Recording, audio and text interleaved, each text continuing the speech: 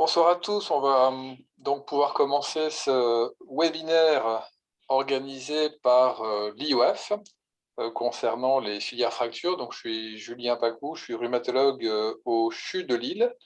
Nous aurons deux intervenantes.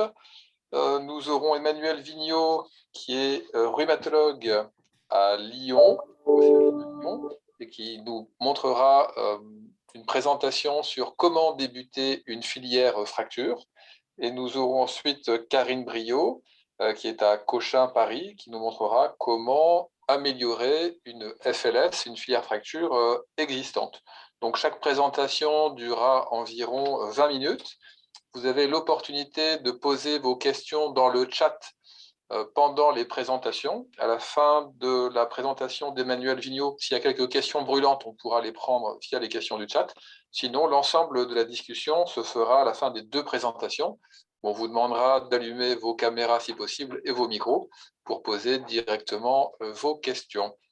Eh bien, c'est parti. Merci encore pour l'IOF pour l'organisation de ce webinaire. Et on écoute le docteur Vigneault. Merci Julien pour cette introduction.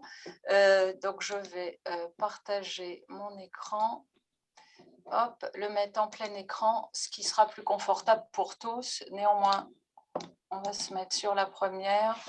On va d'emblée passer sur la deuxième. Alors, lancer une FLS, nous sommes nombreux à l'avoir fait depuis de nombreuses années, nombreux à avoir eu quelques difficultés et j'espère nombreux à souhaiter le faire pour l'avenir immédiat de court ou moyen terme. Il va y avoir différentes étapes qu'on va détailler au cours de la présentation. L'identification de l'équipe va bien évidemment être un point clé. Néanmoins, prendre en considération les particularités liées à l'établissement, à votre établissement et à celles du chemin clinique pris par le patient dans nos instituts de soins respectifs. Bon, comme vous le savez, ces filières sont des organisations transversales internes à chaque établissement hospitalier pour dépister les patients ostéoporotiques, le plus souvent émanant des urgences et de l'orthopédie et qui vont avoir une prise en charge adaptée. Là aussi, bien garder en tête que cette prévention secondaire est la plus efficace qui a été démontrée chez des patients fracturés qui restent pour moins de 20% d'entre eux toujours non traités. Alors, grâce à l'IOF qui a organisé cette réunion, je vous rappelle que l'IOF soutient les FLS au sein d'un programme Capture the Fracture dont on reparlera au cours. Alors, démarrer sa filière. Donc, nous sommes au sein de notre système de santé qui va nous permettre d'identifier des patients avec fracture de fragilité, de les évaluer, d'évaluer leur risque de fracture.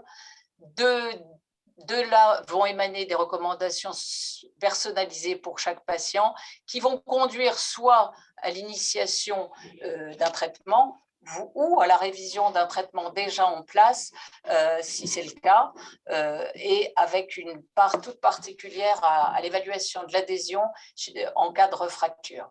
Bien entendu, ce service proposé doit être à l'origine de moindres fractures, de ce fait de moins d'admissions en soins secondaires et de moins de soins à domicile, permettant une épargne de coûts de santé qui va être bénéficiaire pour notre système. Alors, pour démarrer une FLS, il y a deux types d'approches qui seraient proposées, des approches descendantes et des approches ascendantes.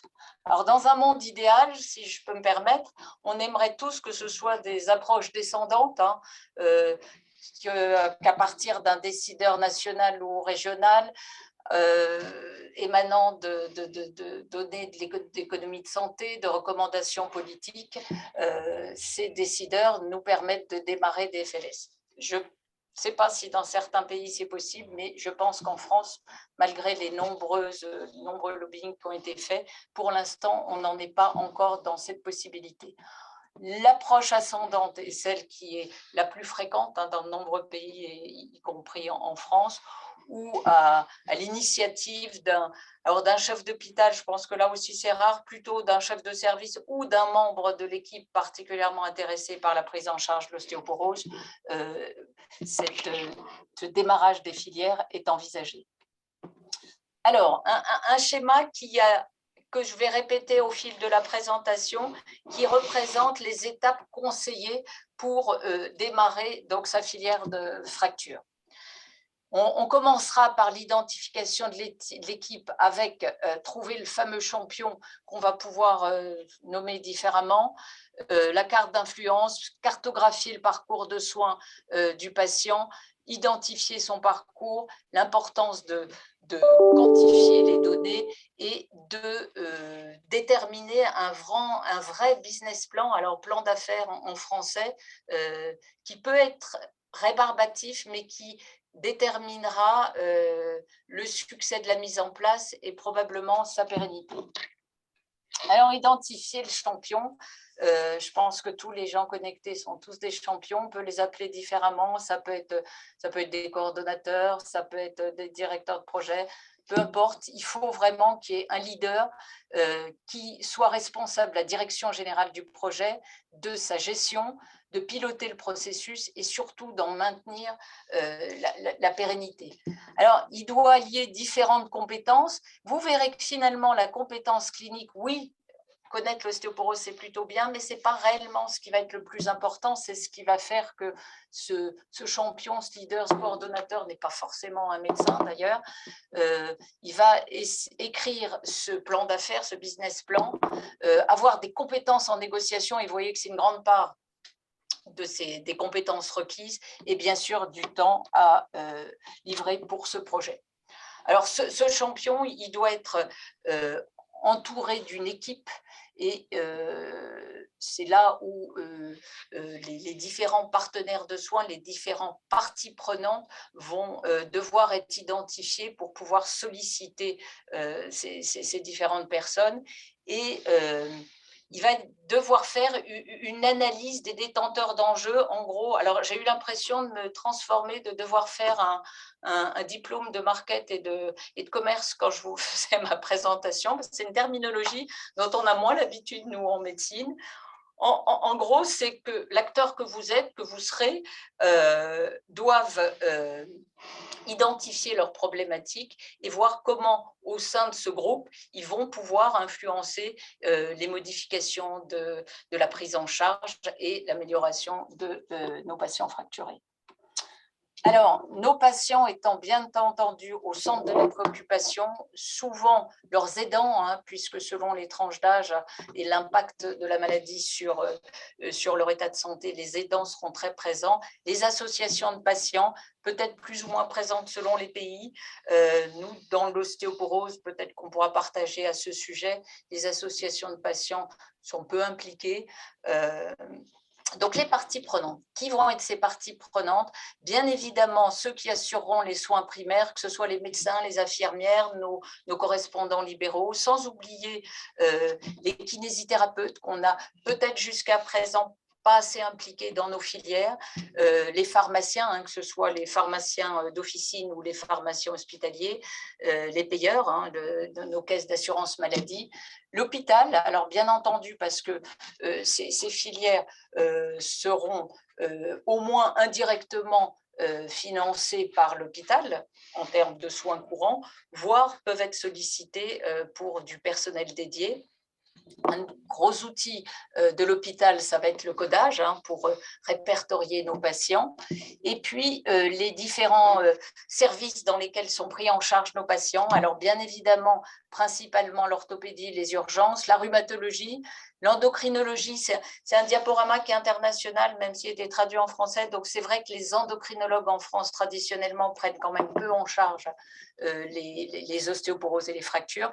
Les radiologues qu'on voudrait, eux, particulièrement impliqués, surtout concernant les fractures vertébrales. Je pense qu'il y a deux items importants, et je vois qu'il y a Monsieur Sarciron qui est connecté ce soir, Alain Sarciron qui est connecté ce soir, les gériatres, je pense qu'il faut absolument rajouter à cette liste, et puis les rééducateurs, les soins en SSR.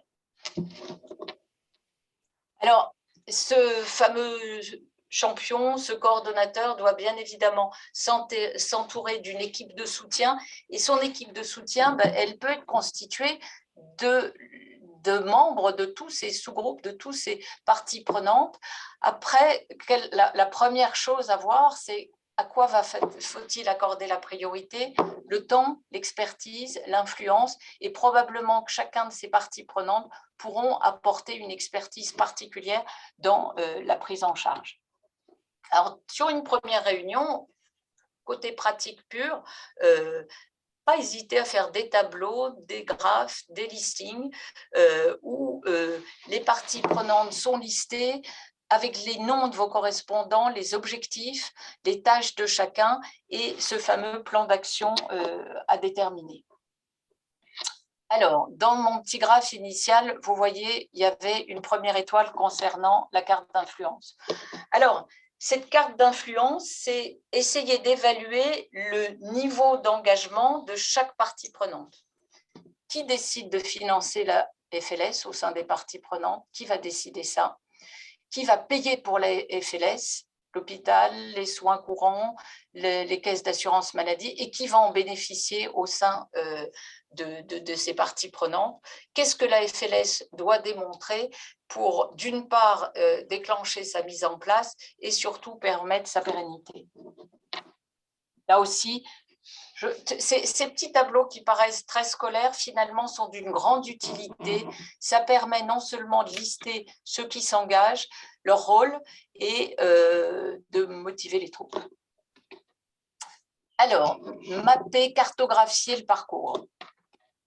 Donc, ce parcours de soins, la fracture initiale, que ce soit hanche, vertèbre ou toute autre fracture, va passer par l'établissement de santé. On met un peu à part la fracture vertébrale qui peut être, dans un grand nombre de cas, son mode d'entrée étant le service de radiologie. Les patients vont être hospitalisés, certains vont bénéficier d'une chirurgie, d'autres non. Bien prendre en charge et en compte dans la prise en charge de nos patients et des décisions thérapeutiques, les comorbidités associées. En clinique de traumatologie, je pense que ça reste les urgences où il n'y a pas d'hospitalisation. Le traitement consiste souvent en un traitement orthopédique pur sans chirurgie ni hospitalisation, puisque patient valide plus jeune et où le retour à domicile est directement envisagé. Bien évidemment, après chirurgie ou non, un certain nombre retourneront à domicile, d'autres nécessiteront un SSR temporaire et comme on le connaît bien en particulier pour les fractures majeures, certains nécessiteront des soins de longue durée, d'autres retourneront au domicile, d'autres retourneront à domicile avec nécessité de soins, que ce soit d'infirmières ou de kinésithérapie. Donc là, c'est un petit tableau résumé, donc la fracture, l'établissement de santé, hospitalisé, non hospitalisé, et à partir de ce groupe de patients seront identifiés les patients pouvant entrer dans notre filière fracture. On évaluera leurs facteurs de risque, on leur donnera des conseils sur le mode de vie, on mettra en place le traitement anti-ostéoporotique avec une supplémentation vitamino-calcique. Une partie importante, et je crois que c'est une des difficultés qu'un certain nombre d'entre nous rencontrent, c'est-à-dire l'évaluation des chutes et des interventions conseillées au décours, avec le must, si je peux me permettre, l'évaluation du patient à court terme, mais surtout à long terme, pour en particulier l'adhésion au traitement et le risque de refracture. Alors, l'IOF propose un cadre de pratique exemplaire pour non seulement mettre en place les filières, mais assurer la qualité de ces filières en ayant défini un gold standard avec 13 items qui vont regrouper la majorité des choses à ne pas oublier. Et ce sont des recommandations issues de la littérature, issues de la pratique des FLS déjà en place, disponibles en nombreuses langues et notamment en français, ce qui permet une utilisation facile pour tous.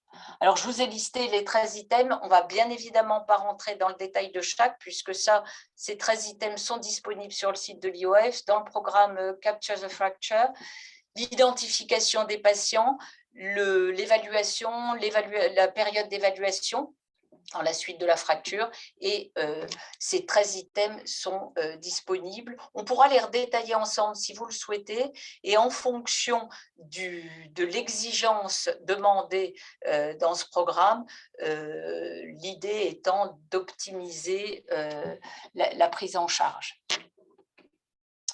Alors, identifiez votre parcours FLS, où, qui, quand, comment. Donc, vos fractures de hanche, les patients hospitalisés, les patients ambulatoires, les fractures vertébrales, comment elles sont identifiées, comment elles sont évaluées, le traitement recommandé et le suivi ultérieur. Ce qui est nommé audit données, finalement, c'est une donnée capitale qui est le volume de patients. Alors, je pense que la dial l'illustrera mieux. Collecter les données vont permettre de lister le nombre de patients que vous avez répertoriés souvent par les systèmes du département informatique du DIM de nos établissements, combien vous en avez identifié, combien vous en avez sélectionné pour entrer dans la filière, et au final, combien vous réussissez à en voir par mois et par année. Quelles ont été les fractures survenues au cours des 2 dernières années? Est-ce que ces fractures sont survenues sous traitement osseux au moment de la fracture, et avec les mêmes items concernant les autres types de fractures? Bon, je suis allée un petit peu vite. Le plan d'affaires. Alors, ce fameux business plan, ça peut paraître un peu rébarbatif, mais c'est capital pour la mise en place de la filière, capital pour arriver à faire évoluer son projet. Il faut qu'il y ait le plus possible de parties prenantes qui soient engagées. Il faut essayer de calculer les coûts en personnel, que ce soit les infirmières, les médecins, le personnel administratif, en particulier nos secrétaires, le coût de réalisation des ostéodensitométries, de laboratoire, des traitements, en sachant que ces filières sont clairement des filières de soins courants qui devraient être faits et ne sont pas un surcoût hospitalier, au contraire, devrait témoigner à terme d'une épargne de santé. Il est important d'essayer de trouver des indicateurs de performance pour, d'une part, mettre en place la filière, mais surtout permettre qu'elle soit durable dans le temps. Bien entendu, je l'ai dit en introduction, mais c'est capital, hein, il faut qu'on s'adapte à nos contextes locaux respectifs, où selon l'établissement, que ce soit un hôpital, une clinique, la taille de la structure, bien évidemment, tous ces paramètres seront adaptés en fonction du contexte de chacun, bien identifier les étapes de leur mise en œuvre et rédiger vraiment un document avec l'engagement des parties prenantes, des influenceurs, affiner ce projet, le soumettre et le réviser, bien évidemment, en fonction de l'évolution de votre filière. Donc, globalement, ce tableau que je vous ai présenté, faire une réunion au total, une réunion de lancement avec les parties prenantes, essayez d'engager les influenceurs dans votre filière de soins pour comprendre leurs priorités, mais aussi les vôtres. Le processus de demande, si on veut l'illustrer, parfois peuvent être faites des demandes de financement au sein de l'hôpital avec des postes dans que ce soit de secrétariat, d'infirmière ou éventuellement d'ARC. Que les parties prenantes, on l'a dit, soient le plus large possible. Bien évidemment, le patient, le clinicien, c'est la plupart d'entre nous qui avons ce souhait de mettre en place ces filières, mais également l'aspect financier, organisationnel, politique. Ça, c'est un vœu pieux, mais pour l'instant, pas réellement d'impact. Préparer, affiner, soumettre et réviser, ça, je vous l'ai déjà dit. Donc ça, c'est ma dernière diapositive.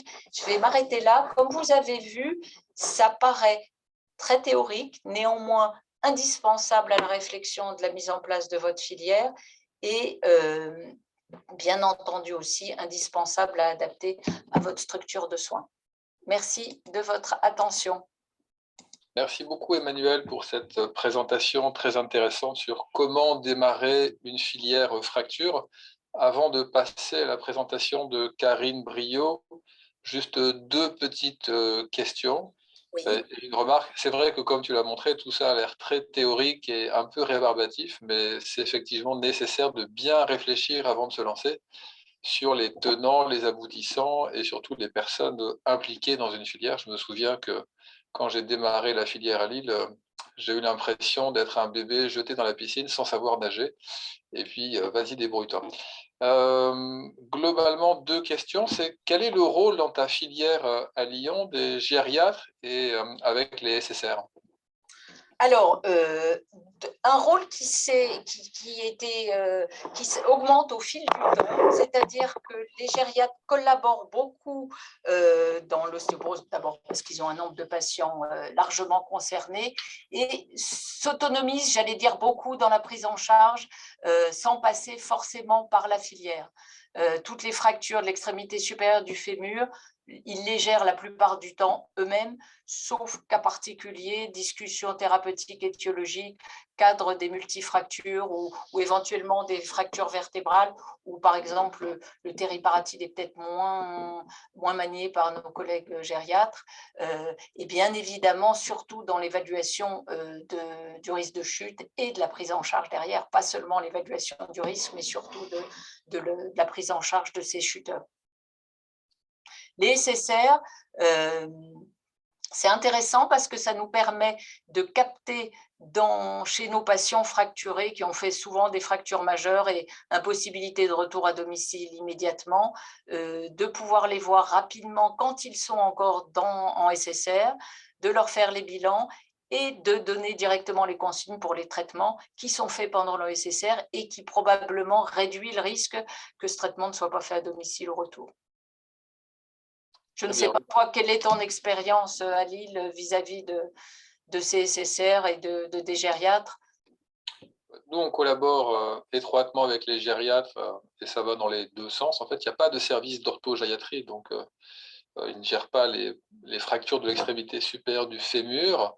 Mais c'est vrai qu'ils ont une consultation de la chute où on adresse systématiquement les patients quand on a un risque de chute ou des patients chuteurs à répétition. Ils interviennent également au moment de l'identification pour les patients hospitalisés en traumatologie pour déterminer si certains patients doivent directement bénéficier d'une consultation en gériatrie pour les plus fragiles d'entre eux notamment. Après, pour les SSR, on n'a pas de lien direct, mais on va essayer de le faire.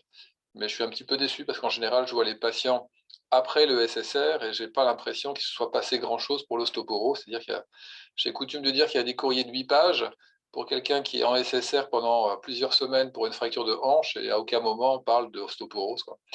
Donc c'est un peu un constat de déception pour le moment avec les SSR.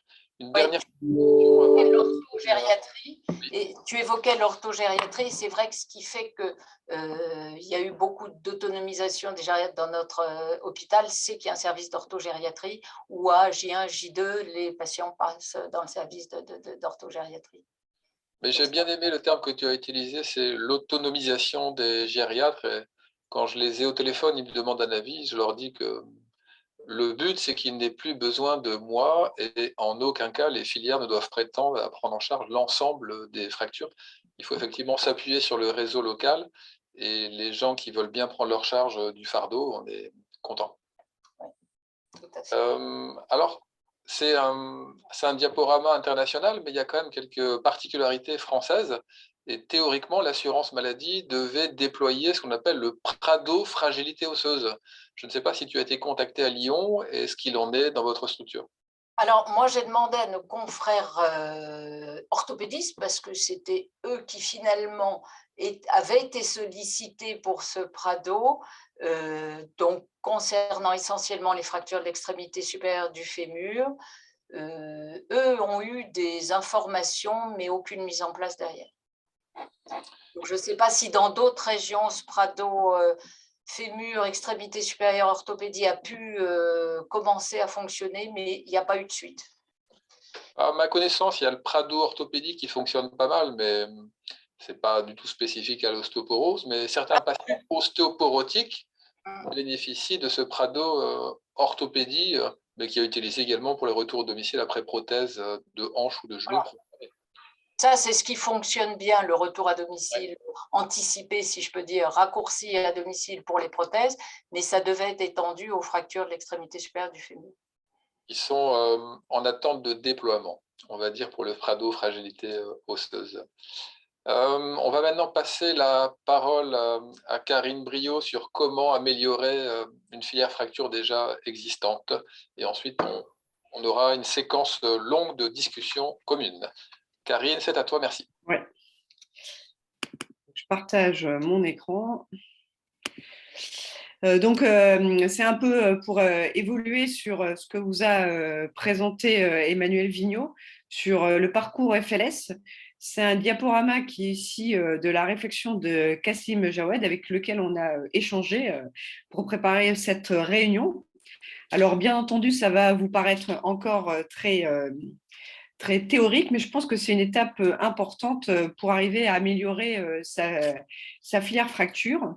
Et ça part de l'idée qu'il faut se poser et probablement suivre un peu ce plan, même s'il paraît très business plan, très marketing, de son parcours filière fracture. Donc, vous allez retrouver des diapos que vous avez déjà vus. L'idée, c'est de maximiser le bénéfice d'une filière fracture.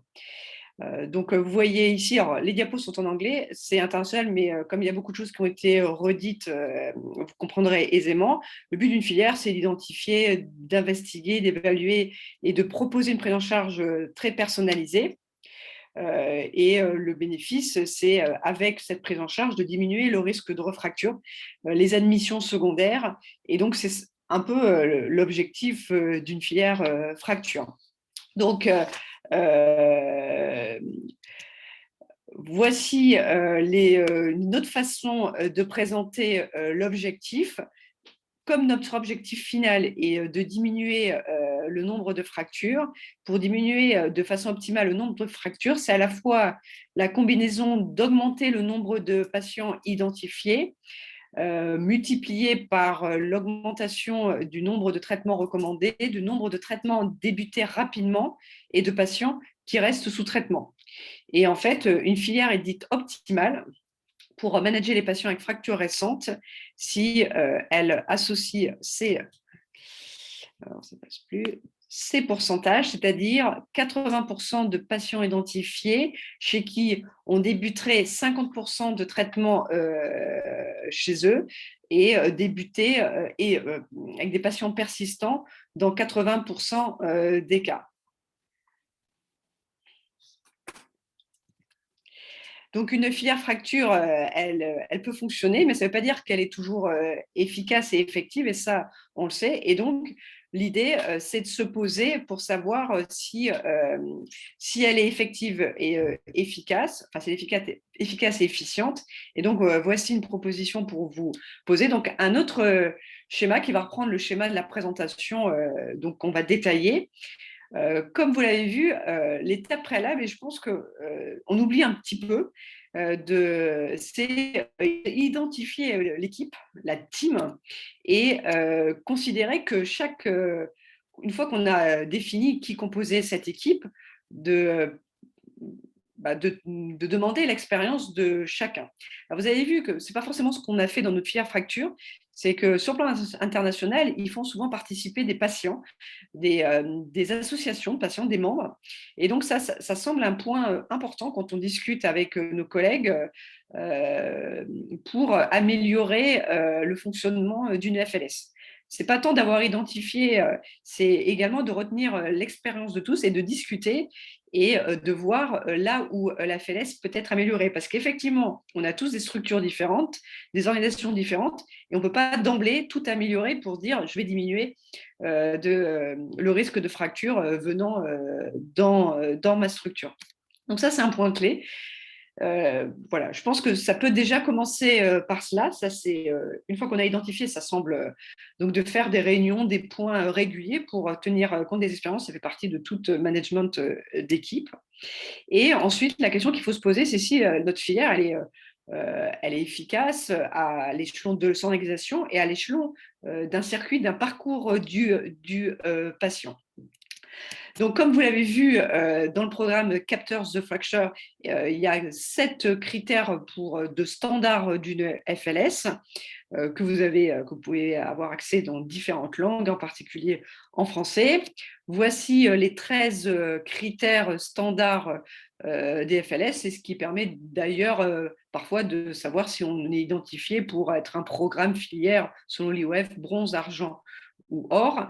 Mais l'idée, c'est qu'au-delà de ça, je pense que ces 13 items sont les 13 critères pour voir comment fonctionne son parcours de soins. Ce sont toutes les étapes jusqu'à la constitution de la base de données qui semblent qui sont importants.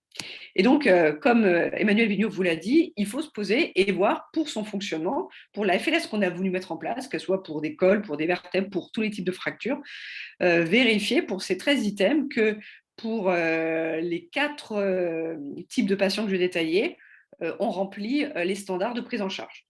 Donc, c'est pour ça qu'après, quand on parle d'une FLS, il semble y avoir 4 types de FLS dans une FLS. La FLS pour les fractures du col, pour les patients hospitalisés qui ne sont pas des cols, les patients ambulatoires et les patients avec fracture vertébrale.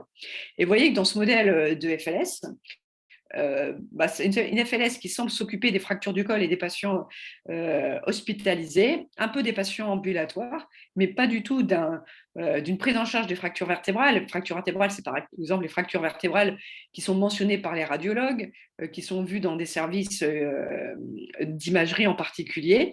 Et vous voyez que l'autre limite de cette FLS, en faisant la review de la révision de fonctionnement à l'échelon d'organisation, c'est le management à long terme, c'est le suivi des patients, le suivi des traitements, le suivi de la prise en charge. Donc, partant de cette organisation, l'idée, c'est qu'une fois qu'on a constaté ça, il faut se dire quels vont être mes points d'amélioration. C'est vrai qu'en voyant la diapositive, on peut se dire, voilà, mon objectif après discussion à l'échelon d'organisation, c'est que je dois augmenter le nombre de fractures vertébrales identifiées et ou améliorer le suivi de ces patients. Donc, on peut se dire, c'est centré sur l'identification des fractures vertébrales. Dans le volume des patients, voilà, on a les patients que l'on devait voir avec les fractures du col, les fractures non vertébrales hospitalisées, les patients ambulatoires. On a du temps pour l'évaluation, on inclut l'évaluation des chutes, les patients ont une prescription de traitement, mais vraiment, ce qui manque, c'est les fractures vertébrales et la surveillance à 12 mois.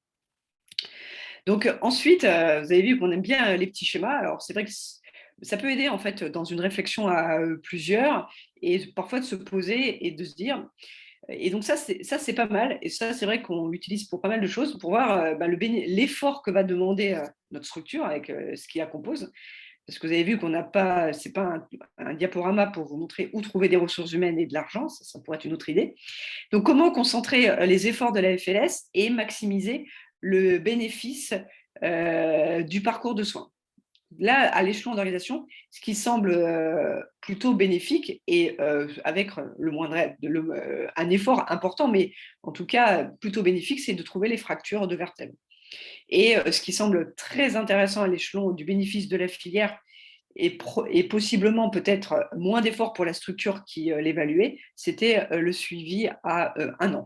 Donc ça peut être une façon de peser, et ça c'est une discussion en plaçant en fonction des contraintes que ça fait subir à la FLS et du bénéfice pour la FLS que vous avez, de définir ce qui peut être amélioré par la suite. Ça, c'est à l'échelon de l'organisation. Mais probablement, ce qui est beaucoup plus satisfaisant, c'est à l'échelon d'un patient. Et donc, ce travail publié en 2020 par le groupe de l'IOF et du programme Fragilité Fracture Network avait montré que les indicateurs qu'on vous a présentés sont également efficaces pour évaluer la performance d'une FLS à l'échelon du patient dans son parcours individuel. Donc, pour vous illustrer, voilà, donc vous avez non plus les 13 parce qu'on n'a plus la base de données, mais les 12 points d'évaluation, d'étape de la filière, et que l'on revoit avec le parcours du patient au cours de toutes ces étapes qui dure sur 52 semaines. Et là, vous avez la notion, c'est bien d'évaluer des fractures vertébrales, mais l'évaluation à l'échelon d'un patient, elle doit, pour les étapes d'évaluer le risque de faire l'ostéodensitométrie, d'évaluer le risque de chute, est à 12 semaines, un premier suivi à 16 semaines et la persistance des médicaments anti-ostéoporotiques à 52 semaines. Donc ça, c'est aussi une autre façon d'évaluer les performances, mais là à l'échelon du patient et non plus à l'échelon de l'organisation. Et il y a bien entendu, et je pense qu'aucune filière, même celle qui se dit efficace et efficiente, il y a des indicateurs. On commence, donc on remplit une étape à 50%, puis on devient de plus en plus efficace, et ensuite on est dans le vert, c'est-à-dire qu'il y a une certaine pérennité dans ce que l'on fait. Donc l'idée, c'est de refaire un petit tableau pour le type de parcours. Donc parcours après fracture du fémur, parcours chez les patients hospitalisés avec fracture non vertébrale, parcours chez les patients ambulatoires, parcours avec les fractures vertébrales cliniques et parcours pour les fractures vertébrales radiographiques. Et donc, de voir si le patient est identifié, dans quel pourcentage vous identifiez les patients, dans quel pourcentage sont évalués à moins de 12 semaines, quel pourcentage ont un traitement, une recommandation de traitement, et quel pourcentage est suivi. Donc, par exemple, ça peut être les fractures du fémur, les patients sont dans un pourcentage de plus de 80% identifiés, revus, évalués à 12 semaines et avec un traitement recommandé. Mais vous voyez ici, il n'y a pas de suivi. Chez les patients avec fracture vertébrale radiographique, personne. Fracture vertébrale clinique, c'est une identification partielle, mais ensuite, il n'y a pas de prise en charge. Voilà, donc ça peut être une autre façon, à l'échelon du patient, de voir comment l'organisation de la FLS se passe et ensuite de discuter, se dire, par exemple ici, donc de prioriser quoi améliorer. Et donc là, comme ça, à l'échelon du patient, le rôle de la discussion entre tous les partenaires et donc peut-être d'avoir une discussion avec un patient de la filière de ce qui va dans cette amélioration de l'efficacité à l'échelon du patient, améliorer le bénéfice de la filière en consentant le moins d'efforts possible. Et donc, si on reprend un tableau de ce type, l'idée, c'est le point rouge, c'est l'identification des patients avec fracture vertébrale radiographique. C'est probablement un levier important pour améliorer nos filières, puisque les patients ont des radios tous les jours dans le centre où nous travaillons, et donc d'améliorer cette communication. Donc ça, c'est vrai qu'après discussion dans cette filière, ça nécessite quand même pas mal d'efforts, notamment de changer l'organisation, avec un bénéfice aujourd'hui pas forcément bien connu, c'est-à-dire est-ce que les patients vont accepter d'être suivis, d'être évalués, est-ce que ce sont que des fractures vertébrales ostéoporotiques? Donc on peut estimer que peut-être le bénéfice, c'est une point d'interrogation. Par contre, ce qui semble beaucoup plus intéressant pour le bénéfice de la filière avec un effort plus intéressant, c'est les fractures vertébrales cliniques, celles qui viennent dans les autres services de médecine, aux urgences, qu'on ne voit pas forcément en rhumatologie, et le suivi des patients une fois qu'ils sont identifiés. Donc, c'est aussi ce petit diagramme peut servir non plus à essayer de discuter si c'est l'organisation qui est efficace, mais c'est à l'échelon du parcours de différents des patients, si on peut améliorer la filière. Donc ça, voilà, ça c'est des pistes.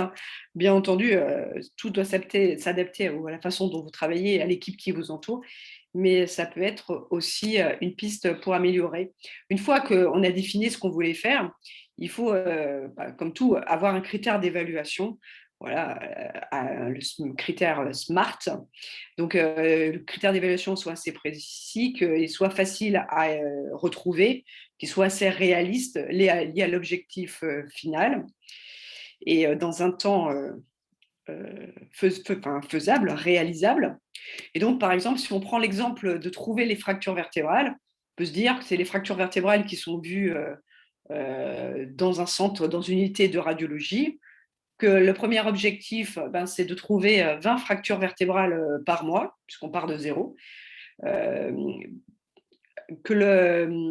et qu'ensuite, c'est quand même, cet objectif, il est relié avec l'objectif de la filière qui est d'améliorer le taux d'identification.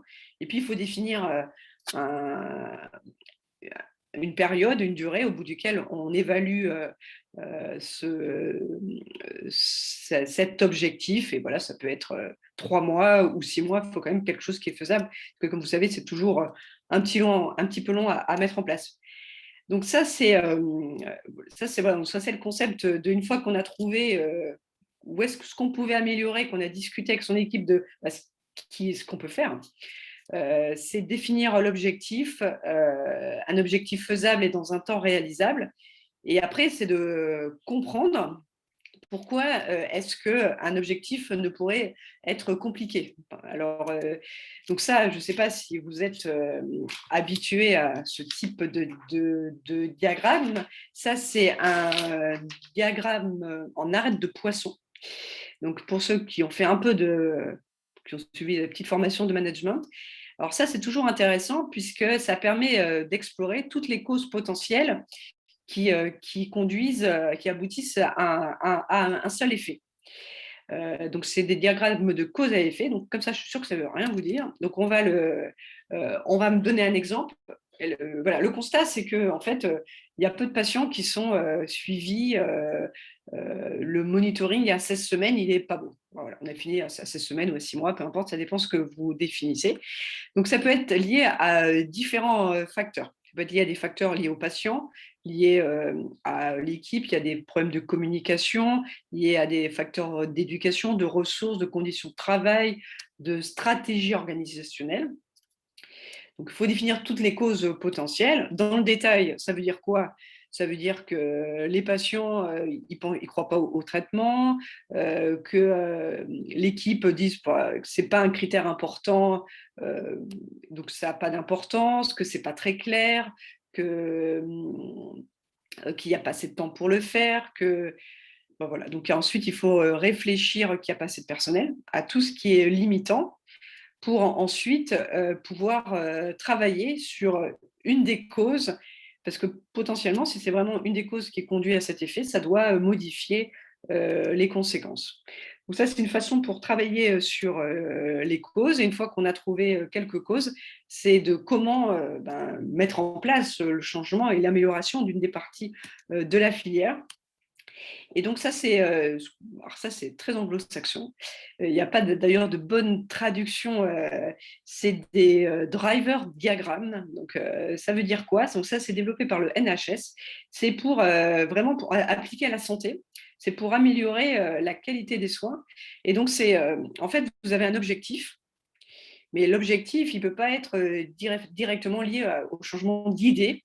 Il faut le décomposer en, en conducteurs principaux et en conducteurs secondaires pour arriver à conduire à un changement, à une idée qui permet d'aboutir à l'objectif.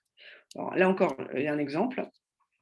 Admettons que tout n'est pas passé, que mon but, c'est toujours d'améliorer ce contact, ce suivi à 16 semaines post-fracture. Et donc, ce qui a été identifié, et ça, j'insiste bien, parce que ce n'est pas le champion, entre guillemets, qui va définir tous les drivers, parce qu'en fait, parfois, il y a plusieurs comptes, il y a plusieurs items différents, et ça, c'est vraiment issu de la discussion avec d'un brainstorming avec tous les gens qui vous entourent. Par exemple, on peut se dire que l'évaluation, elle n'est pas complétée. Donc, c'était pour le monitoring, le contact à 16 semaines. L'évaluation, elle n'est pas complétée par le patient en général. Elle n'est pas complétée par l'équipe ou l'évaluation est retournée trop tard. Donc, les conducteurs secondaires, c'est parce que le patient n'a jamais compris que c'était important ou que c'était trop dur à faire ou que la méthode, c'est pas du tout adaptée au patient et qu'il vaut mieux en construire une avec le patient pour qu'il adhère, que l'équipe de prise en charge, le médecin, n'apprécie pas l'urgence de débuter le traitement ou n'est pas entraîné à compléter les monitorings. Voilà, donc et puis c'est retourné trop tard parce qu'il n'y avait pas de reminder. Et donc tout ça peut aboutir à, au final, des améliorations. C'est-à-dire que, par exemple, il n'y avait pas de reminder pour remplir l'évaluation de monitoring, ben, il faut juste remplir, créer une query. Voilà. Et donc, c'est différentes tâches pour répondre à la fonction pour améliorer l'item 9 des 13 items dont on vous a parlé. Alors, tout ça sont des exemples. C'est un peu théorique, mais le but, c'est probablement de vous aider à réfléchir à comment améliorer le fonctionnement des filières. Et je crois que le message, c'est qu'il ne faut pas se dire je ne vois pas assez de patients, ma filière ne fonctionne pas. Il faut reprendre par étapes et voir à quelles étapes qui prennent moins de temps, on peut vraiment, de façon efficace, améliorer l'objectif principal de tous dans une fière fracture, c'est au final probablement de diminuer le nombre de refractures de ces patients. Voilà, la problématique, et ça pourra faire l'objet d'une autre représentation, c'est qu'il faut choisir l'intervention facile à implémenter, le changement facile à implémenter, avec un bon résultat, sans forcément avoir des ressources supplémentaires, ce qui, dans le contexte actuel, plutôt les situations. Donc, c'est vraiment ce qui est le plus difficile. Mais je pense que même si c'est ça fait un peu comme la présentation précédente, un peu business plan, c'est probablement des étapes qu'on court-circuite et qui sont importantes pour améliorer à la fois la communication dans la FLS et à la fois certaines étapes qui peuvent être intéressantes pour améliorer. Donc, c'est tout résumé dans ce petit schéma, voilà, qui remis dans toutes les étapes pour d'être plus efficace et se baser sur l'équipe et sur les expériences qu'il faut. Donc, avoir une équipe assez diversifiée, demander les expériences de tous, vérifier toutes les étapes et ensuite définir ce qui ne va pas. Lorsqu'on a choisi une étape à améliorer, je pense qu'il faut commencer par une seule étape. Quel est l'objectif comment est-ce qu'on mesure la procédure que l'on va mettre en place, comprendre pourquoi est-ce que cette étape ne fonctionne pas, ensuite créer une intervention avec ces diagrammes qui sont vraiment assez intéressants pour améliorer un design de modification et d'intervention. Puis je vous ai épargné ensuite toute la revue, l'implémentation par la suite lorsque vous avez designé votre intervention, parce que je pense que c'est vraiment le début qui est important. Voilà, j'en ai fini. Ok, merci Karine pour cette présentation. Nous allons donc passer à la troisième partie de ce webinaire où c'est vous qui allez poser des questions. Donc, ce que je vous propose, c'est de vous signaler en levant la petite main jaune qui va avec Zoom et je vous donnerai la parole pour que vous puissiez poser vos questions. Est-ce que, Julien, tu m'autorises à poser la première question? Non. Non. Je vais quand même m'allouer le plaisir de la poser à Karine. Alors, c'est vrai que j'ai été particulièrement intéressée par l'implication du patient dans cette équipe. Est-ce que, alors là, c'est peut-être là où l'hôpital, peut-être pour une fois, pourrait nous aider, puisque toute la notion de patient expert, patient partenaire est très à la mode et il est possible que ce soit là qu'on ait un levier d'action vis-à-vis de la participation des patients à nos filières. Qu'est-ce que tu en penses? Oui, tout à fait. Il y a toujours eu des initiatives pour tester un parcours patient, d'avoir des patients tests. Ça fait d'ailleurs partie des critères d'évaluation et des services. Et donc, c'est vrai que ça peut être tout à fait adapté aux filières, en sachant que les patients dans les filières ne passent pas que dans un service. En fait, on évalue un parcours qui va impliquer d'autres services. Mais je pense que c'est un projet qui peut être qui peut intéresser les directions hospitalières, d'évaluation de la qualité des soins, puisque on met en place partout des parcours patients dans des services différents, même dans des hôpitaux différents.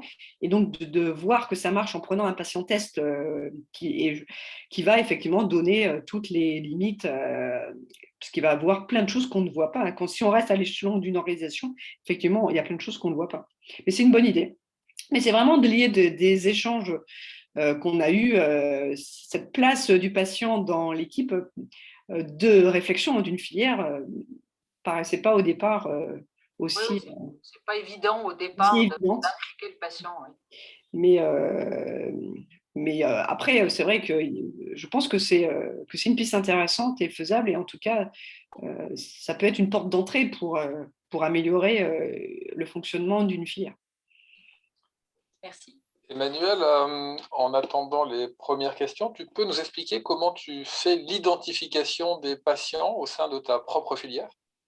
Alors, à Lyon, mais je pense que comme dans toutes les structures maintenant de soins, on passe par le département d'informatique médicale, par le DIM, auquel on donne notre liste de critères d'inclusion, donc qui intègre l'ensemble des codes SIM des fractures que l'on souhaite. Alors, c'est là où l'intervention de Karine est intéressante, parce que c'est vrai que nos filières, elles peuvent être directement dirigées vers l'extrémité supérieure du fémur, vers les patients uniquement ceux hospitalisés, ceux qui ont présenté d'autres types de fractures, les fractures vertébrales, au moins les fractures vertébrales cliniques quand elles sont tracées, et à partir de ces codages, donc on reçoit une liste de patients par quinzaine, et c'est un travail de fourmi derrière. J'ai la chance d'avoir un assistant qui regarde ces patients dossier par dossier et qui applique les critères d'exclusion, où d'emblée on se rend compte que le codage a été mal fait parce que tout le problème est la qualité du codage,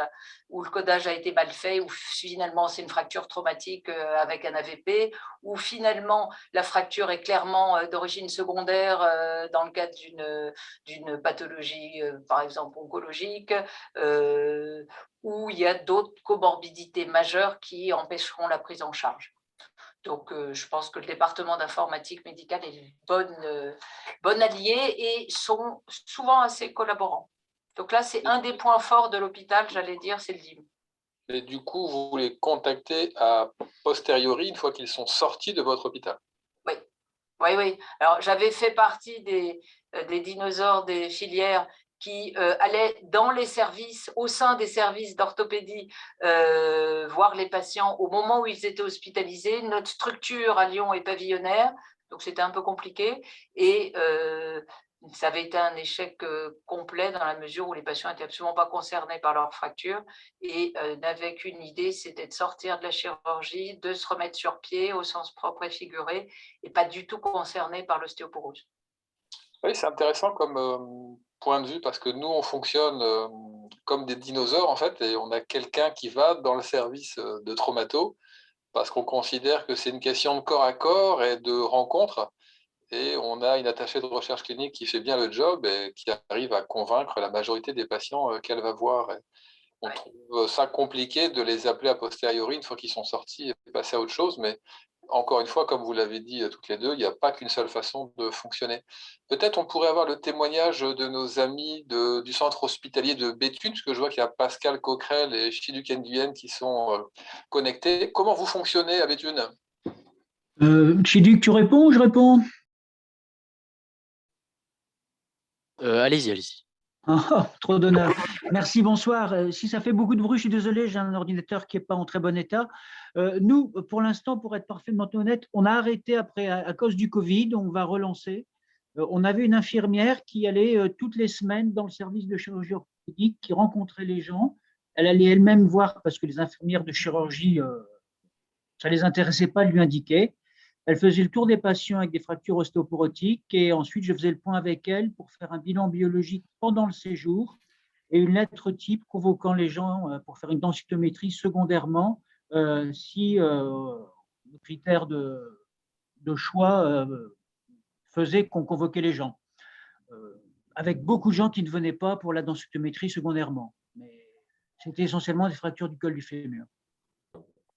Oui, c'est très intéressant. C'est ça qui nous avait fait abandonner ce système initialement mis en place, où finalement, quand on allait voir directement les patients dans le service, alors ça avait été moi, après ça avait été une ARC qui avait été disponible, on avait beaucoup de créneaux non honorés, ce qui faisait que on perdait du temps médical à pouvoir voir des patients et les traiter derrière.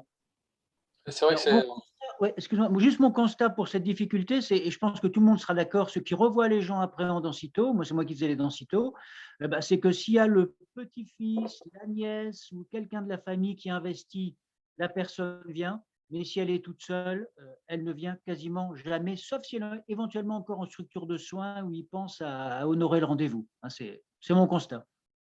Oui, c'est important de s'appuyer sur les aidants, c'est même un facteur essentiel. S'ils peuvent venir en consultation, ça change pas mal la donne.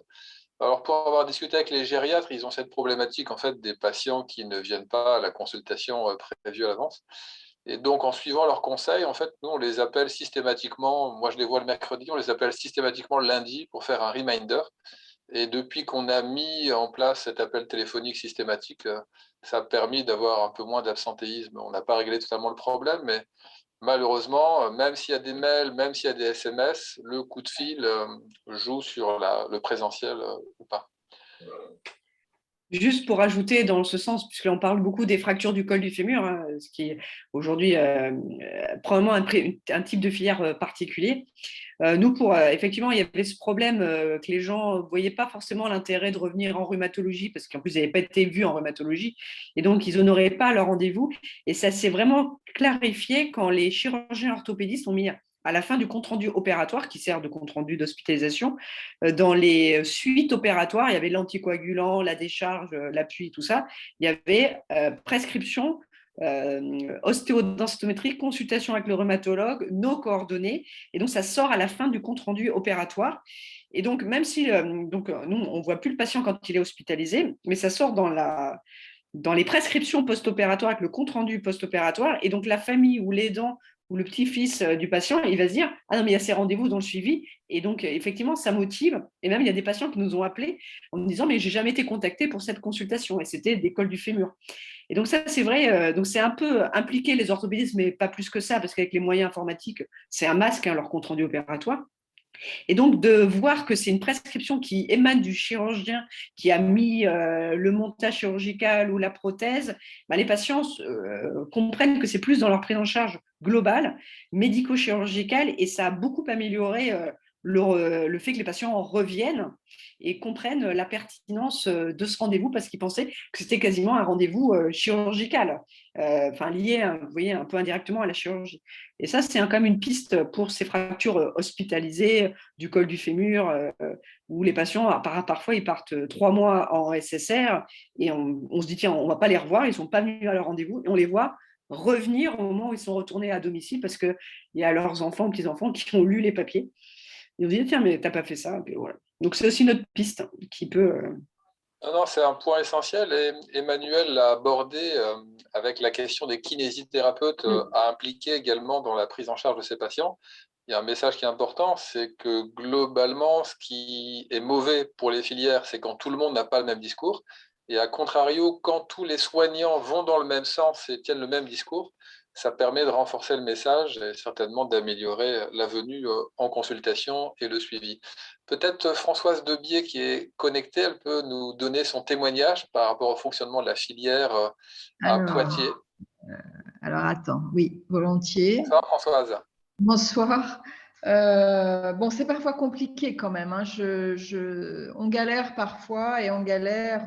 Moi, je galère depuis 2004, date à laquelle j'ai mis en place, avec plus ou moins de bonheur parce que ça dépend un peu des gens qui nous accompagnent. Donc, à l'époque, on avait un arc. On a beaucoup galéré quand même pour savoir de la façon dont on allait faire, c'est-à-dire qu'on était passé par les urgences, on était passé par aussi en comptant sur les chirurgiens qui devaient nous les adresser, etc. Bon. Et puis, on reste à fonctionner comme des dinosaures, c'est-à-dire comme toi. Et là, jusque-là, ce qui est le mieux pour nous, finalement, c'est d'avoir une infirmière qui est très briefée ostéoporose, en fait, qui va plusieurs fois en chirurgie. Le cadre de chirurgie lui sort la liste des fractures, des patients fracturés, non traumatiques, des patients fracturés. Donc ça, c'était bien compris. Elle y va plusieurs fois, elle présente la proposition de consultation, etc. Bon, elle a finalement assez peu de refus. Après, quand on les reconvoque, c'est vrai que de temps en temps, c'est peut-être moins facile. Mais en tout cas, ils sont briefés à ce moment-là. Ils ont la proposition à ce moment-là. on a les coordonnées, on leur laisse un peu se récupérer quand même, c'est vrai, et on les reconvoque ensuite. Voilà, donc nous, on fonctionne comme ça. Là où c'est compliqué en ce moment, c'est qu'on a vraiment, cette infirmière, elle est pressurée par les tâches parce qu'on a de moins en moins d'infirmières. Et donc, ça devient quand même très compliqué de fonctionner harmonieusement et facilement, hein, quand même, il faut être honnête. Il faut beaucoup de consultations parce qu'on allait jusqu'au bout, effectivement, c'est-à-dire qu'on les prend en charge, on les revoit avec l'aide du médecin traitant, hein, bien sûr. Mais voilà. Et donc, s'ils avaient un rhumatologue, on les laisse bien sûr à leur rhumatologue de ville. Enfin, voilà, on fait quand même attention à tout ça. Et puis le deuxième, mais bon, c'est quand même très lourd. Voilà, c'est ce que je voulais dire, c'est quand même très lourd. Et puis ce que je voulais dire, c'est qu'on avait, nous, sur le plan, parce que je vous écoutais sur le plan gériatrie, on a une filière orthogériatrie, c'est-à-dire qu'ils sont opérés et les patients fragiles vont directement, ils ne sont même pas hospitalisés en ortho, hein, ils vont directement après en gériatrie, ceux qui ont pas mal de comorbidités. Donc ceux-là, je pense qu'on les voit pas. Mais j'ai la chance que le gériatre, je connais bien le gériatre, il était mon interne quand j'étais chef de clinique et donc on s'entend très bien. On a fait plein de trucs, je suis allée faire des biblios sur l'ostéoporose là-bas. Enfin bon, il est quand même très briefé ostéoporose et donc je pense qu'il les prend en charge. De temps en temps, il me dit ça passe quand même à balasse, hein, je veux dire voilà. Mais enfin, eux après, ils se débrouillent de ces patients-là. Et de temps en temps, quand les patients sont adressés des urgences, des patients âgés sont adressés des urgences directement pour des fractures vertébrales, par exemple, ou des fractures du bassin en gériatrie, souvent, ils nous les renvoient en consultation avec une ostodensitométrie. Donc, voilà, on a un échange quand même avec les gériatres et on leur confiait aussi nos patients qui avaient des problèmes de chute fréquentes. Voilà. Donc, on a un bon échange, je veux dire, avec les gériatres, mais ce qui est indispensable, hein, je pense. Voilà. Mais dire que c'est un parcours aisé, non. Donc, et pour l'évaluation et pour tout ça, et voilà. Donc, on le fait, mais je pense que vous avez raison de dire qu'il faut une personne responsable centrale qui est certainement une infirmière coordinatrice, enfin une ARC coordinatrice, pour gérer tout ça. Et là, il faut du temps. Il faut du temps, quoi. Enfin, voilà. Du temps dédié. Et l'hôpital chez nous n'est pas du tout dans cette. Bon, j'ai beau leur en parler, on a de moins en moins d'infirmières, donc c'est vraiment compliqué. Emmanuel, tu avais une question pour Françoise, peut-être?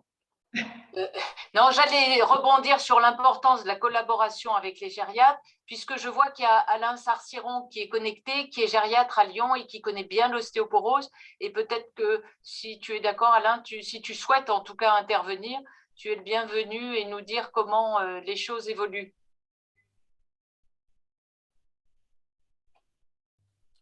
On vous entend pas, Alain.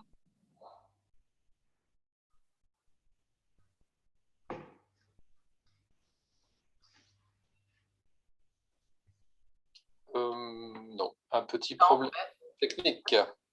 Voilà, petit.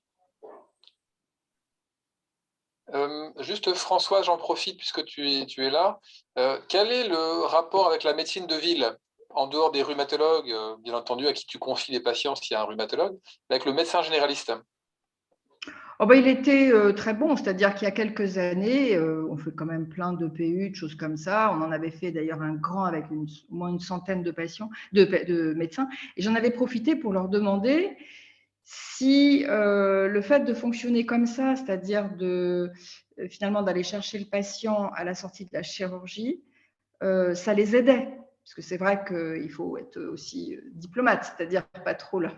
Mais et ils étaient ravis parce qu'en fait, si tu veux, tu fais le bilan, tu leur fais un package, quoi. Tu fais l'interrogatoire, enfin, la biologie, la radio s'il y a besoin, l'ostodensitométrie, tu fais tout, tu leur conseilles le traitement.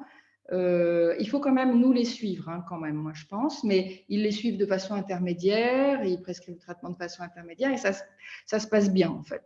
Voilà. Moi, mon sentiment, c'est que ça se passe bien et ça les aide. Ils sont contents qu'on les aide en fait de ce côté-là. Et après, ils nous en envoient plein d'autres en dehors de la filière, hein, mais enfin, ça, je compte pas ça comme une filière, je compte ça comme des avis après, voilà. Mais on a un bon, enfin voilà, Bon relationnel. Ouais, un bon. Ouais. Moi, j'avais Mais cette filière pouvait les aider, je pense. Enfin, ils sont conscients que cette filière les aide à prendre en charge le traitement initial. Moi, je pense que c'est peut-être votre avis aussi, je pense. Je sais pas. Oui, J'avais posé une question à Karine, justement sur l'amélioration du suivi de nos patients, parce que ça va être, bon, on peut se dire qu'on optimise la prise en charge initiale, mais nous, une des grandes difficultés qu'on rencontre, c'est le suivi, qu'il soit à 1 an ou à 6 mois ou à 1 an. Qu'est-ce que tu pourrais conseiller? Parce que bien évidemment, ça augmente la cohorte de patients suivis, que les ressources médicales sont non extensibles et qu'on ne sait pas bien comment les suivre. Est-ce que tu as un réseau de rhumatologues de ville? Est-ce que tu t'appuies essentiellement sur les généralistes? Qu'est-ce que tu pourrais conseiller? Effectivement, comme tout le monde, on manque de ressources humaines. Donc, de manière, la filière telle que nous l'avons organisée, on a les fractures sévères hospitalisées. Celles-ci sont essentiellement des cols du fémur. Et donc, ces patients, ils sont revus en systématique, on les revoit à 12 mois. Et ensuite, compte tenu de leur âge, c'est souvent des consignes qui sont données aux médecins généralistes. Après, nous, on cible beaucoup sur les fractures vertébrales. On s'est orienté sur les fractures vertébrales radiographiques, parce qu'il y a probablement donc ça, pour l'instant, on les suit, c'est pareil, hein, parce que c'est quand même des patients à risque de refracture. Et ce qu'on laisse d'emblée aux généralistes, c'est tous ces patients du poignet. Fractures de cheville qui sont souvent pas hospitalisées, qu'on recueille via les urgences et surtout la consultation de suivi orthopédiste, où là, en fait, on fait un courrier où on dit s'il faut ou pas un traitement et on donne les modalités de suivi avec nos coordonnées s'ils veulent reprendre un rendez-vous, mais surtout de voir leur généraliste. Il n'y a pas de rendez-vous en systématique. Donc, on a ciblé de toute manière, je pense qu'il faut cibler ce qui est rentable pour le patient, pas pour nous, parce que ça ne change pas grand-chose. On voit toujours des patients. Mais voilà, c'est comme ça qu'on a un peu réparti les patients. On voyait beaucoup de fractures du poignet. La plupart n'ont pas besoin de médicaments anti-ostéoporotiques. Et donc, on leur mettait simplement un courrier avec les modalités de suivi, mais on ne les suit pas. Voilà, c'est comme ça qu'on a un peu réparti et en suivant un peu fracture vertébrale, fracture col ou bassin sévère hospitalisé, vous voyez ce type de fracture, et puis les non vertébrales non hospitalisées mais c'est vrai que moi je pense que c'est important de suivre les patients pour lesquels il y a un bénéfice aussi à leur donner un suivi, une expertise rhumatologique. Vous voyez, Le problème étant les fractures vertébrales, ils ont quand même des troubles statiques. Ça va de les revoir 1 an, c'est pas aberrant. Même parfois, on les revoit un peu plus tard, 2 ans, parce qu'il y en a qui avaient 2, 3 fractures vertébrales. La fracture du poignet, je trouve que c'est important qu'elle soit évaluée avec une densité osseuse, un bilan. Mais après, il n'y a pas forcément besoin d'un suivi hospitalier à 1 an. Oui, c'est sûr. Donc voilà, on trie comme ça. Il y a une espèce de… En fait, il n'y a pas une seule filière. On a comme ça écrit notre filière en différents parcours. C'était intéressant pour les collaborations parce que, par exemple, avec des hôpitaux, on travaille plutôt pour le rachis, parce qu'on est à plusieurs hôpitaux, en fait, maintenant dans le même groupe hospitalier. Donc, on a dû écrire des parcours et c'était bien plus clair de l'écrire. Ça nous a simplifié qui est-ce qu'on devait suivre. Et donc, en fait, ça se passe pas si mal. Je pense que ce qui est compliqué, c'est l'identification et qui viennent au début, hein, à l'évaluation. Après, une fois qu'ils sont dans le parcours, ils suivent. Mais ça fait beaucoup de patients et ça ne permet pas d'absorber les nouveaux patients, surtout si on suit les anciens. c'est exactement ça, c'est que la disponibilité médicale, si tu revois ce qu'on fait nous aussi, les patients bassin, extrémité supérieure du fémur à 1 an, tu as moins de disponibilité pour absorber les nouveaux identifiés. Alain Farciron, je ne sais pas si vous voulez faire une nouvelle tentative. Malheureusement, ça ne marche pas mieux au niveau du son. Encore pas mieux. On vous entend un peu, allez-y. Non. On n'entend pas. Désolé, Alain. Comme vous le savez tous, dans nos hôpitaux, il y a eu des modifications des circulaires frontières pour les hôpitaux de jour. Parfois, ça peut rendre service pour un certain nombre de patients. Alors, il n'est pas question de mettre tous nos patients fracturés en hôpital de jour, mais pour des patients fragiles, où on va faire l'ensemble du bilan sur la journée et et faire le traitement pendant cette hospitalisation, ça peut rendre service. Et ça décharge un peu les consultations. On l'a fait un tout petit peu pour des patients très âgés, surtout des fractures du col, justement. Et on faisait passer aussi un gériatre, tu vois, pour avoir un avis de chute. Enfin, et puis après, ils le prenaient en charge pour les chutes. Oui, ça permet de le faire rentrer. Je voulais juste redire un mot pour le Prado, parce que nous, on avait essayé, effectivement, il y a le Prado sorti de chirurgie. Et puis, c'était intéressé à un moment aux fractures, effectivement. Et nous, on leur avait demandé d'être vigilants pour les consultations, justement, où on allait. C'était difficile d'identifier les patients d'ortho, parce qu'autant quand ils sont hospitalisés, on va les voir avec l'infirmière, etc. Puis les internes qui font des consultations, on passait un peu à côté de certaines fractures. Alors, pas les plus graves, peut-être, comme dit Karine, c'était peut-être des fractures du poignet, mais enfin, c'était bien peut-être de faire un bilan. Et au moins de prévenir les médecins traitants, etc., ou de nous les confier. Enfin bon, et ça n'a pas fonctionné, en fait, avec Prado en consultation de chirurgie. Donc, ça a été compliqué, nous, avec Prado. Je ne sais pas s'il y a des expériences dans d'autres centres où le Prado fragilité osseuse a pu se déployer et a fonctionné. Donc voilà, et pourtant je leur ai fait, ils voulaient des cours, ils étaient très partants, hein, ils étaient assez sympas. Enfin, voilà, donc on les a bien briefés, ils sont allés vraiment aider en consulte, puis après ils se sont un peu lassés et ça n'a pas marché. Juliette Messica, je vois qu'elle est connectée, si elle veut prendre la parole et témoigner de sa filière fracture. Je disais que je suis une patiente, en fait. D'accord. Et je me suis connectée parce que j'ai vu qu'il y avait un webinaire. Je viens de me faire une fracture. Et mon médecin généraliste ne s'est pas inquiété alors que j'étais traitée pour l'ostéoporose. J'ai un traitement. Non, c'est pas amoxicilline, c'est. Je vous dirai ça. C'est pas grave. Et donc, je prends un cachet. Et simplement, lorsque j'ai eu ce mal de dos, c'était une associée qui m'a vue et qui n'a pas voulu que je fasse une radio. Elle me dit, c'est pas la peine. Donc, du coup, comme j'ai un neveu qui est chirurgien orthopédique, je lui ai demandé de me prescrire je lui en ai parlé, il m'a prescrit une radio et un IRM. Et effectivement, il s'est avéré que c'était une fracture. Donc, en fait, ça répond un petit peu à votre inquiétude, à savoir que c'est difficile et que les médecins généralistes aussi doivent être alertés là-dessus, quoi. Sur le fait que voilà, surtout que j'étais identifiée déjà. J'étais identifiée. Donc, vous avez un rhumatologue qui vous suit en ville déjà? Alors, du coup, voilà, c'est ça. Donc, mon neveu m'a conseillé de voir un rhumatologue que j'ai été voir avant-hier et qui justement m'a dit de me connecter sur votre site. Voilà. Donc, et là, bon, je n'ai pas fait attention, hein, mais je n'ai pas vu que c'était pour des professionnels. Je me suis dit, c'est bien, je vais avoir plein de renseignements.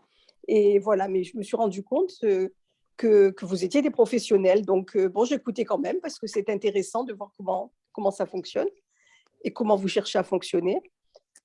Parce que bon, moi, je m'étais remise à faire du sport parce que, bon, après le Covid, après les confinements, etc., et puis mon mari étant cardiaque et qui est décédé en mai, donc maintenant, je me suis remise à faire du sport. Et puis, c'est là que, alors que je faisais des choses douces, quoi, pilates, yoga, stretching, et je me suis mise à faire un peu plus, sortir de ma zone de confort. donc faire un peu plus body full, etc. Mais je pense que ça a été un peu fatal pour moi. Voilà. Mais en tout cas, merci pour votre témoignage. C'est vrai que c'est toujours important de pouvoir écouter les patients, leurs ressentis, la façon dont leur fracture ostéoporotique a été prise en charge. Peut-être une dernière remarque, une dernière question. Karine, qu'est-ce que tu penses du fait de changer de champion ou de coordinateur en cours de route? Est-ce qu'il faut garder le même champion tout le temps ou dans ton expérience, vous envisagez de changer, par exemple? Moi, je pense que c'est pas une bonne chose de garder le même champion. C'est d'ailleurs pas recommandé, hein. Après, les champions, on n'en trouve pas toujours facilement, hein.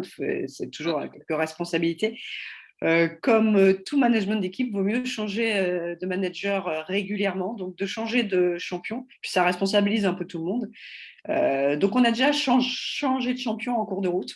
Après, on revient parce qu'à force, on revient parfois plusieurs fois champion. Mais c'est quelque chose que l'on a fait, qui est important.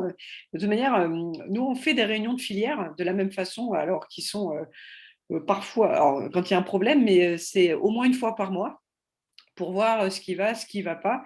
Et donc, c'est organisé par le champion. Et donc, ça, c'est bien de responsabiliser la coordination et de changer. Ça a été une fois l'infirmière, une fois la secrétaire, puis c'est revenu à moi, et puis ça passera à certains de mes collègues.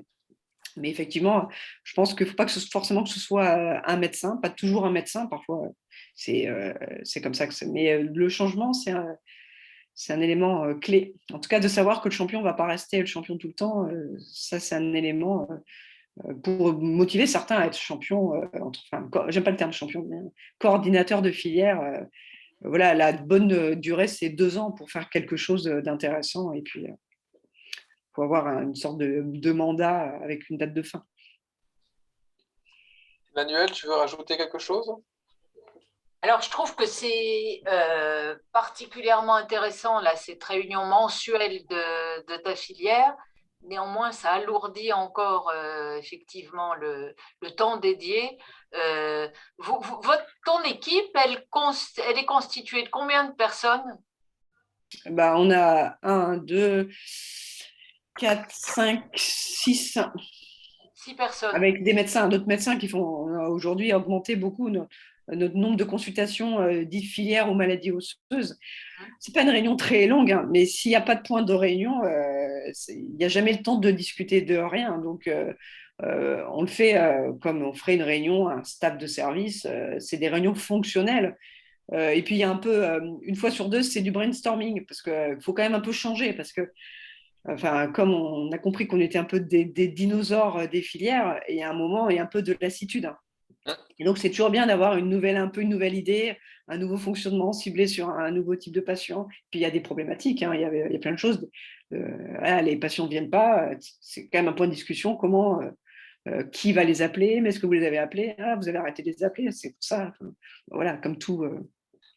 Non, je pense que cette réunion, elle est indispensable. Ça permet de voir que c'est vraiment une organisation avec un fonctionnement, parce que sinon, les équipes se désinvestissent parce qu'elles sont, comme Françoise l'a dit, hein, elles sont happées par autre chose.